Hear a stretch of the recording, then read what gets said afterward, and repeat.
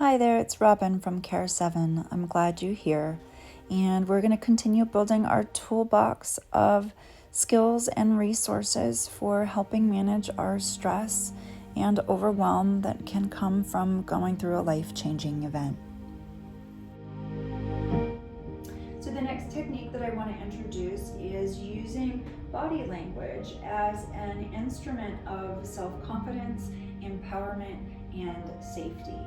So believe it or not, about 80 to 90% of the way that we communicate to ourselves and to others is through body language. And body language is one of the first things to really change its language when we go through a lot of stress or a traumatic event. So these practices are going to be, again, kind of everyday self-care practices to incorporate as often as you can. Some of them are going to seem a little silly, but having a playful attitude is always good about it. But there are ways that are going to help us feel more aware of what our space is and taking more sense of power and ownership in occupying our space and occupying our boundary. Okay, so one of the first methods of body-based empowerment, I call it the Wonder Woman or the Wonder Man method, but it's super simple. Taking the feet nice and wide, taking the hands to the hips, standing nice and tall, taking a couple deep breaths in and deep breaths out. And you might notice that if it's been a long time since your body language has been big, that this is challenging. You might notice that your body wants to kind of go right back into a little bit more protective of a state. Totally normal. So we want to be mindful that we're not forcing, we're not doing this in a way that's making us feel uncomfortable.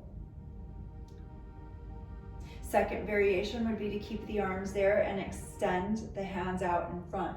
If you take the thumb and rest it in the inside of the palm and then wrap the fingers around that, that is another technique that cues a sense of safety.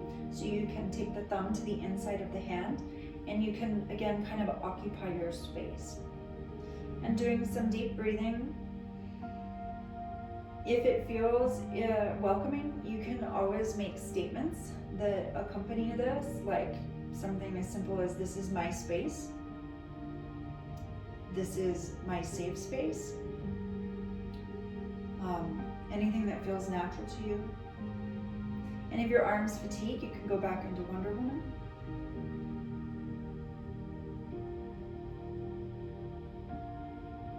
And then releasing.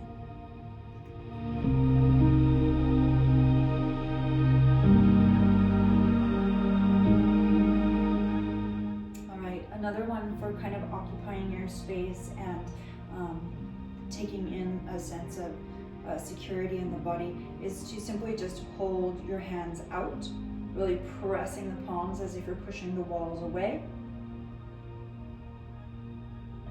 A couple deep breaths.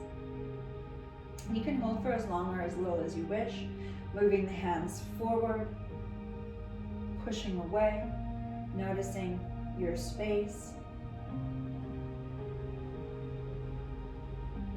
And what can be helpful sometimes here is working with the breath, taking an inhale as you're pushing away, and then exhale, drop the arms.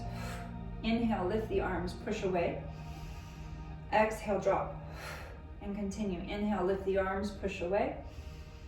Exhale, drop. A couple more.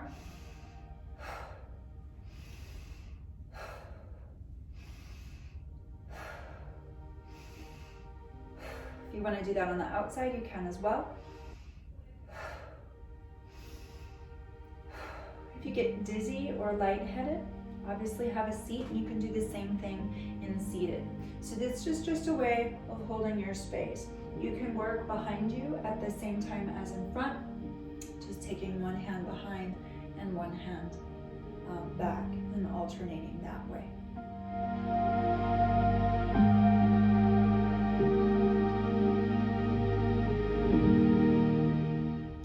So working on our basic everyday posture is a very therapeutic and helpful way for bringing a sense of grounding and self-assuredness in our body.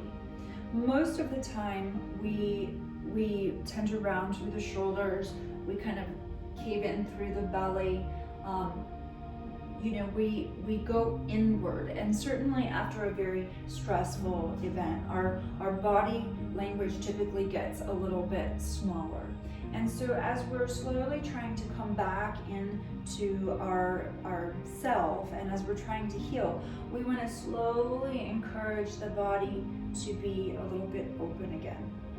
And this, of course, can be very scary, and that's why some of the protective measures that I demonstrate prior are really wonderful complements to this as well. But just in the comfort of your own home, maybe in the morning, you can work on just basic opening and grounding posture. And this is going to be, again, feet hip distance apart, really anchoring through the four corners. Put a little bend in the knees, the legs don't have to be straight. Kind of pull up and in through the belly, lift through the heart a little, broaden through the shoulders.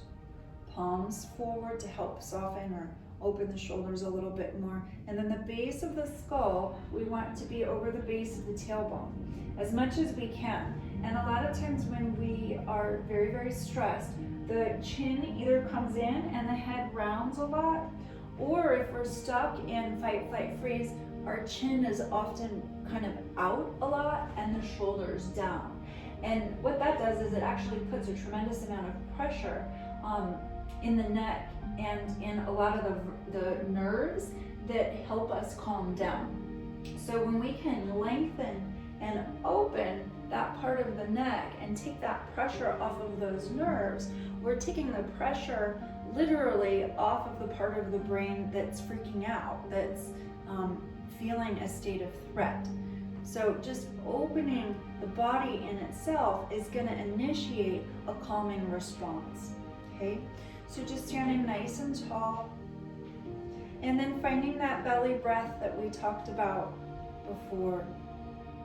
And again, even if you stand tall or you do some of those empowerment postures for 30 seconds, that's going to start training the mind-body map about new and improved behavior and technique for self. So you don't have to do it for 10 minutes, but just little drops, little nourishing drops, and attention to these subtle body cues is going to be very, very beneficial over time.